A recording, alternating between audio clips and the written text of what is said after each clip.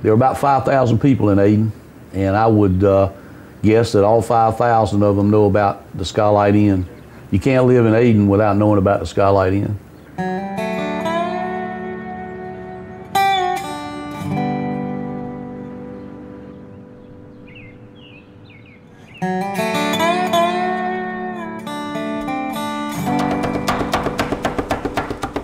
My father made the statement many times when I was young that he put barbecue grease in my milk bottle to make sure that it was in my blood. Sure, that's funny, but I'm sure somewhere deep down, he wanted me to have the same outlook on the place that he did. My name is Samuel Jones. I'm 33 years of age, and I'm the 7th generation in our family to cook whole hog barbecue. Since man figured out what fire was, they've been cooking meat that way. Some people chose to stop. We didn't. The old way is just better, which is what we still do. It is for sure not the easiest, because standing in front of that chimney is like being in the vestibule of hell. But the end result, there's no match for.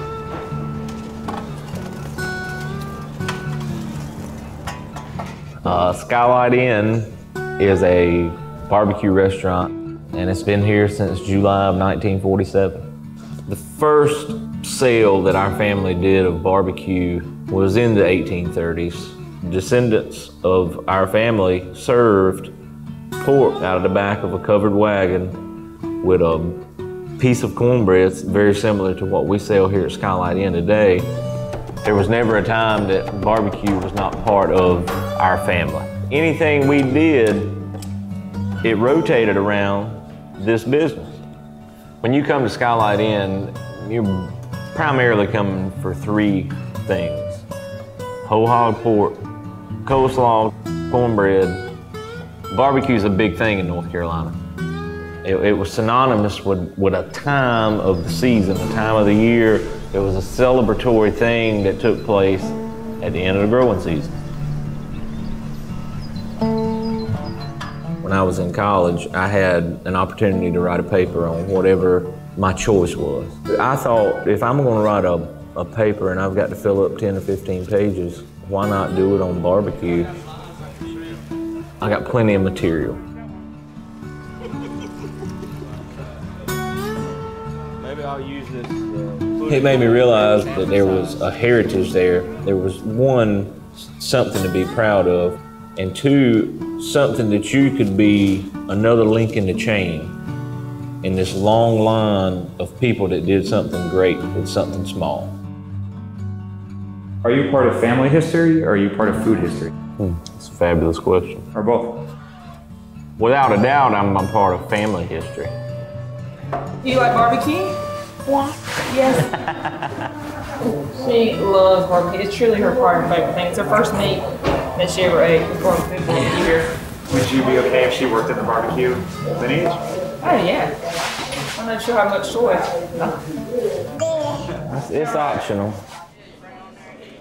Here at Skylight, you have 2 options as to what form you choose to eat our pork. And that is on a bun, with or without coleslaw, or in a tray with a piece of cornbread and coleslaw on the side. When people pull up in our parking lot, they've already made the decision of what they're gonna be eating for lunch. It's just a matter of how much of it they're gonna have. Well, I've been coming here for about 19 years, and I can tell you that wood-cooked barbecue is the best. All the flavors are just wonderful. You can taste the wood that's actually in the barbecue. It's really just flavors, and there's no need to even put sauce on it.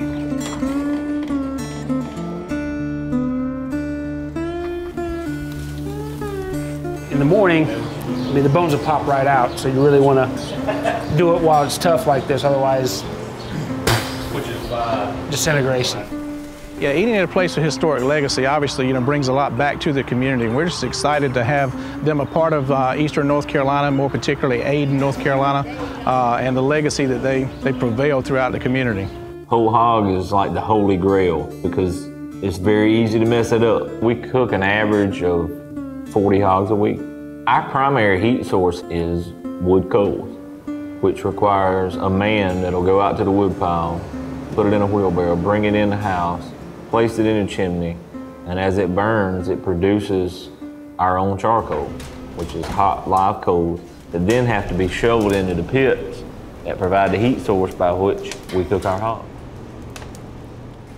So we're in our walk-in cooler. Some people call it our pig room. All we have to do is take the feet and the ears and finish splitting the head on it. You don't have to do these things to aid in the cooking process. We cut the feet off of them simply because our pit is only so wide.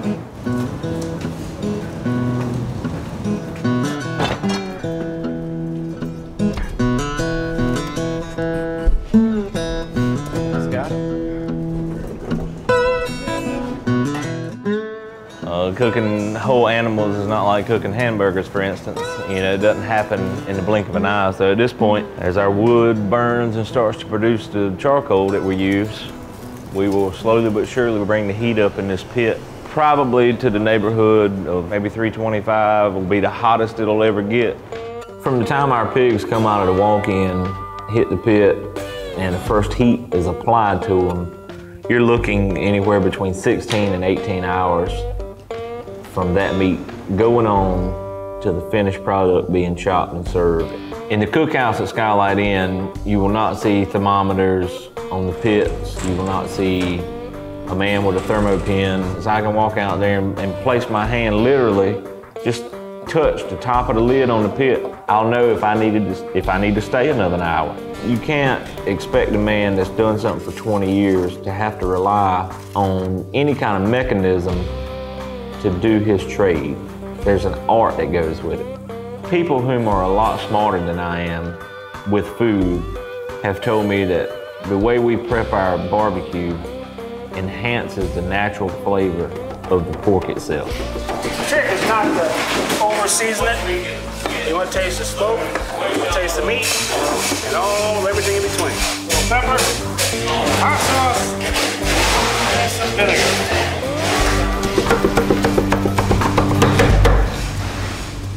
The skin of the pig is one thing I think that really separates Skylight Inn from everybody else in barbecue. Most barbecue places, pork skin is surely a byproduct of cooking a shoulder or the whole animal. It's not anything that they use for the dish. Where here, we direct heat, blister that skin where it's very crispy, crunchy, and it's chopped very finely into pork to where if you're biting your pork sandwich, with each bite, there's a little crunch in there. We mainly use oak wood. It's created a flavor profile that people associate with Eastern North Carolina barbecue, especially here at Skylight, because we hadn't discontinued using wood. We're not putting anything on it that's masking anything, and you're not having to get through a sauce to taste the flavor.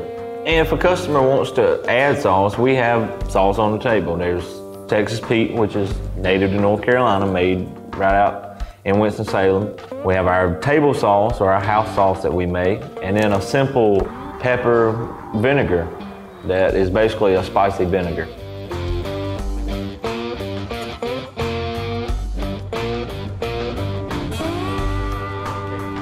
There's a variety of characters that make up the team here at Skylight Inn. James is if anybody would be the pitmaster, it would be James. James worked on the farm with us from my earliest memory, and then he came to work in the restaurant in the early 90s. The specific year is unknown because if you ask James, he'll give you a different answer every day. And he's a man of few words.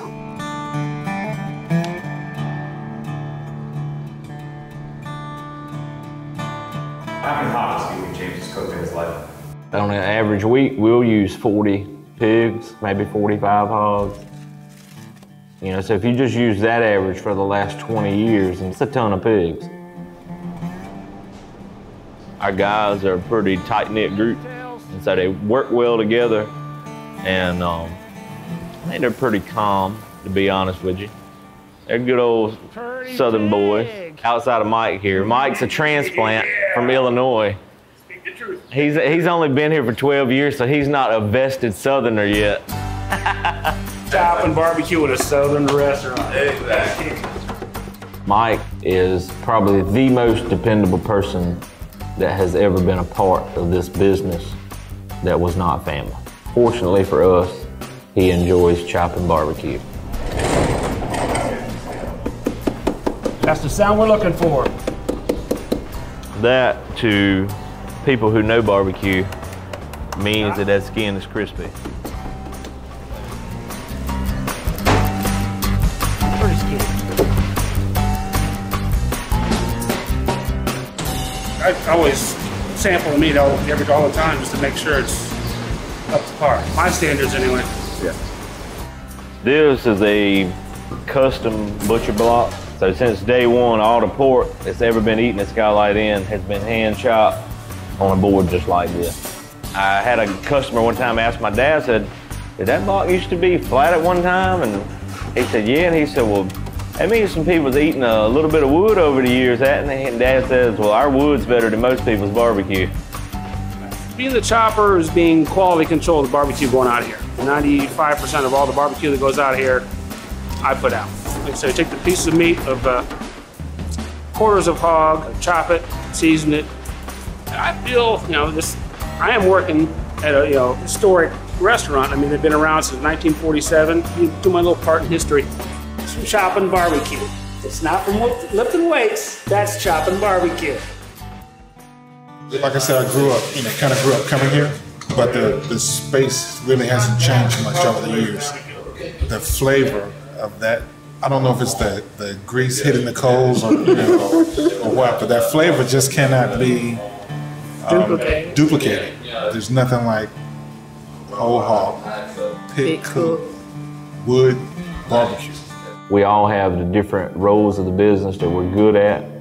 Uncle Jeff is more of a back of the house guy. He makes sure that our meats are right, things are rolling. I've been working here ever since I was a little boy. My dad got me up and I'd follow him around and just enthused about what he was doing. And as time moved on, I was able to learn certain things, how to cook and all about what went on with the barbecue. It's part of life. Every day I enjoy coming and each day is a little bit different. I just enjoy passing on what I have learned and having a good product through the year.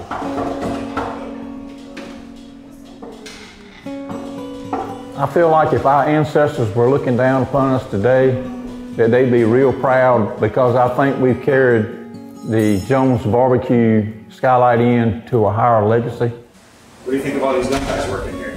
Some of them I think a lot of, some of them I don't. Bruce Jones is my father. He is one of the owners here. Bruce is an institution within himself. Anybody who knows Bruce would buy a t-shirt that would say, Bruce, enough said. He is a people person. He serves food sometimes all day if he don't have anything to do. He's a counter man. He is the worst guy at controlling portions. I will say that. We don't have a register up here. But the reason for that is my dad taught us to make change. I could count when I was 4 or 5 years old, Samuel the same way. Most of your cash registers now tell you how much change to give back when somebody gives you a bill. So we try not to hire a bunch of dummies. We got folks know how to, do calculations in their head, and if you don't trust us, drag you out a piece of paper, we'll show you. Growing up, you had to either work on the farm or you had to work in the restaurant. And I hate to say it, basically, during the summertime, you wound up doing both. And I wanted out. I figured there had to be something in life better than this. I'd never have to worry about barbecue business again. But then when I got to college and the gentleman started bringing everything in history back to Eastern North Carolina, and as I shared that with my dad, he started giving me the legacy of the barbecue business, and all of a sudden, the barbecue business was no longer a business, but it was a family tradition that I wanted to be very much a part of. Every time I get a chance to talk to the younger generation, I try to encourage them to hold on to those recipes those things that their family did, that so it don't be lost in time. What I hope for this place, the Skylight Inn, I hope that like it goes on to higher and higher places and reach more people in this new world of the internet. I hope that we can still hold on to the quality of cooking good barbecue over live coals. Right now, barbecue is trendy. Barbecue is cool. You know, there was a time when barbecue wasn't cool. It was in the armpit of the culinary world. The price of pork affects everybody in the restaurant business because the price of pork will eventually affect the price of beef and the price of poultry. But for us, it's a direct impact because that is all we sell. You know, if you ask the question, do you want your child to follow in your footsteps? Some of my footsteps, yes. Some of my footsteps, I hope she jumps over them like a hurdle. If she so chooses to be in the barbecue business, I hope it's on a different level. You know, maybe by the time she's my age, I will have gotten fortunate enough that I've grown this company into other locations. You know, I never want to lose sight of why we are Skylight Inn. If Skylight Inn winds up being a brand that you see in other places, you know, besides Ayden, North Carolina, I want it to always be known that that is what's going on in the back of the building. And your favorite memory of Skylight Inn? My favorite memory of Skylight Inn.